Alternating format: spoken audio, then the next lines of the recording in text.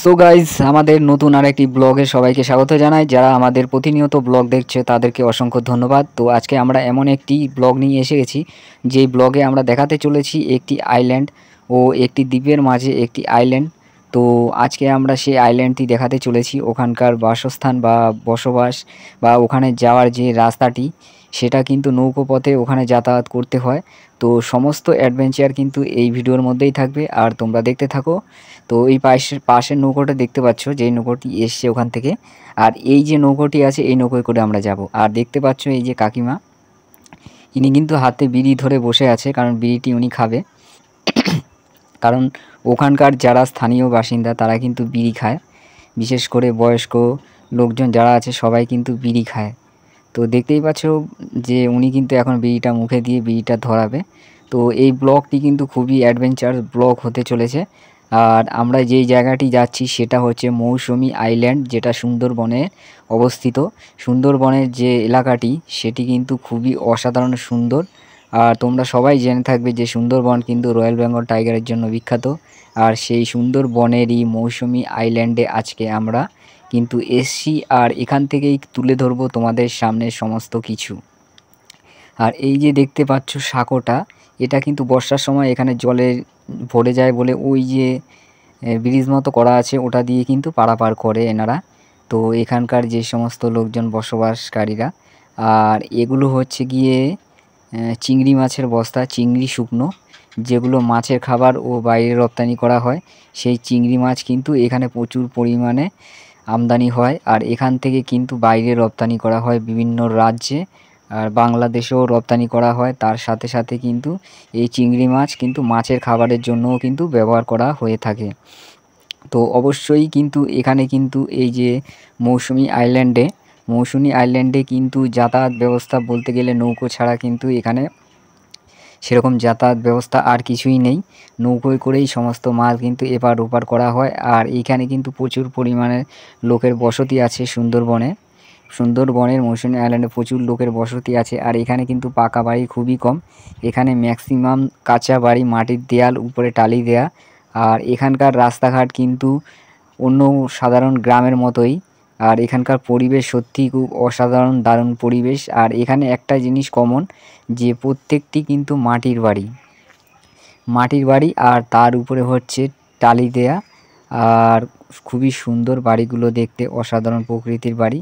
আর আরেকটা জিনিস কমন সেটা হলো কিন্তু এই যে মাটির দেয়ালের উপরে টালি, আর তারই পাশে কিন্তু মাঠের যে পরিবেশটি, সব জায়গায় কিন্তু ছোট ছোট গাছ দেখতে পাওয়া যায়। আর বড় কোনো যে দীর্ঘস্থায়ী গাছ সে কিন্তু এখানে দেখতে পাওয়া যায় না। তার একটাই কারণ এখানে প্রচুর পরিমাণে ঝড় হয়ে থাকে।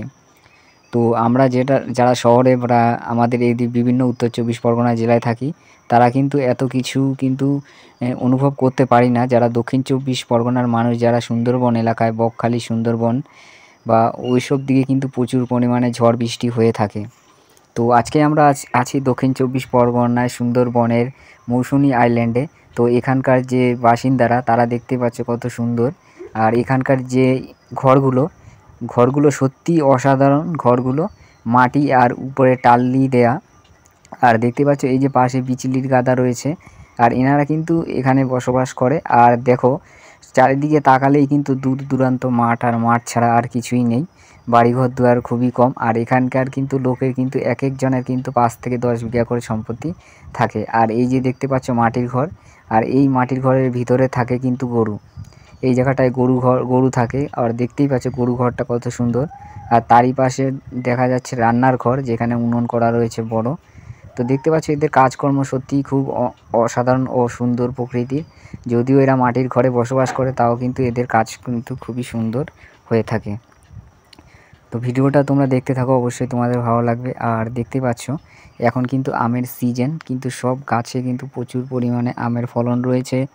আর তারই সাথে সাথে এই যে এরা একটা নতুন পাকা বাড়ি করেছে, আর সাইডে কিন্তু এদের মাটির ঘর, যে ঐতিহ্যশালী যে মাটির ঘর সেটি কিন্তু এখানে রয়েছে। আর তারই পাশে দেখো যে আম কিন্তু পড়েছে কিন্তু গাছতলায়। এগুলো হচ্ছে সিঁদুর টুকটুকি আম যাকে বলে, সিঁদুর টুকটুকি আম। এই আমগুলো কিন্তু সত্যি অসাধারণ। সামনে আরেকটি আম পড়ে রয়েছে। তো এদের কিন্তু বাড়িতে একটা জিনিস কমন, কিন্তু প্রত্যেকটি বাড়িতে কিন্তু পুকুর থাকে। সুন্দরবনের মৌসুমী আইল্যান্ডের কিন্তু সমস্ত বাড়িতেই কিন্তু একটি করে ভেরি বা পুকুর রয়েছে, আর যেখানে কিন্তু এরা নিজস্ব পুকুরে বা মাছ চাষ করে। আর তারই সঙ্গে সঙ্গে এখানকার বাড়ি ঘরদুয়ার কিন্তু পরিবেশ খুবই অসাধারণ বলতে গেলে। তো দেখো, প্রত্যেকটি বাড়িতে কিন্তু একটা জিনিস কমন, সেটা হচ্ছে মাটির বাড়ি আর তার উপরে টালি, আর তার সঙ্গে কিন্তু পুকুর। এই পুকুরটি কিন্তু প্রত্যেকটি বাড়িতে কমন রয়েছে। আর দেখো, এই পুকুরটা কাটানোর পরে সুন্দর করে কিন্তু বাঁশ দিয়ে ব্যারিকেড দিয়ে বাঁধানো আছে, যাতে মাটিগুলো ধসে পুকুরে না পড়ে যায়। আর এই হচ্ছে মাটির চালা, আর উপর দিয়ে খড় দিয়ে চালা করা আছে, মাটির দেয়াল, উপরে খড় দিয়ে চালা। তো সত্যিই খুব অসাধারণ একটি গ্রামের পরিবেশ মৌসুমী আইল্যান্ডের। তো এখানকার যে পরিবেশ সত্যিই অসাধারণ ও দেখার মতো পরিবেশ, যেখানে না দেখলে কেউ বুঝতেই পারবে না যে এত সুন্দর পরিবেশও হয়ে থাকে আমাদের দক্ষিণ চব্বিশ পরগনায় বকখালি সুন্দরবন এলাকায়।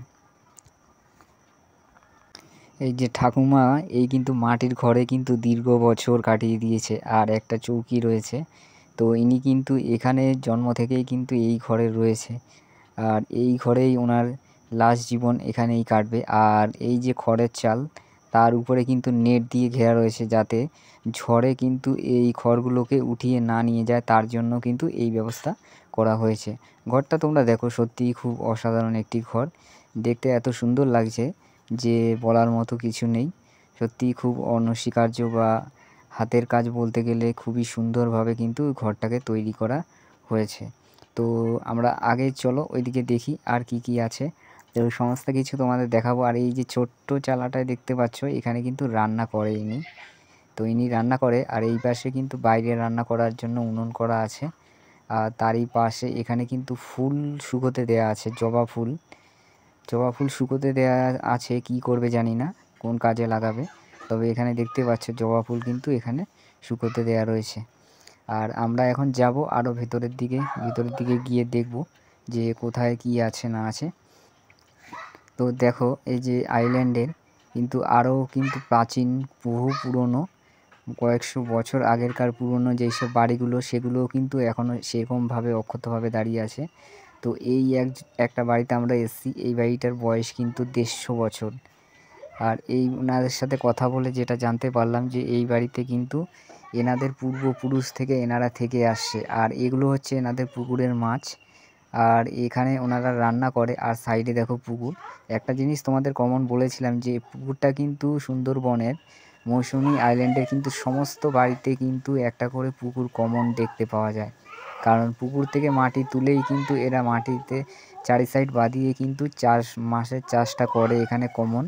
কারণ এখানে দূর দূরান্তর যোগাযোগ ব্যবস্থা সেরকম কিছু ভালো নেই, সেই কারণে এখানে কিন্তু প্রচুর পরিমাণে মাছের চাষ করা হয়। যেহেতু এখন গ্রীষ্মকালে গরমের প্রচণ্ড তাপ, তারই মাঝে কিন্তু জল কিন্তু শুকিয়ে গেছে বলতে গেলে। আর দেখো, এখানে কিন্তু দেখতে পাচ্ছ দূর দূরান্ত ফাঁকা মাঠ। তো আজকে ভিডিওটা এই পর্যন্তই, তো চলো নেক্সট ভিডিও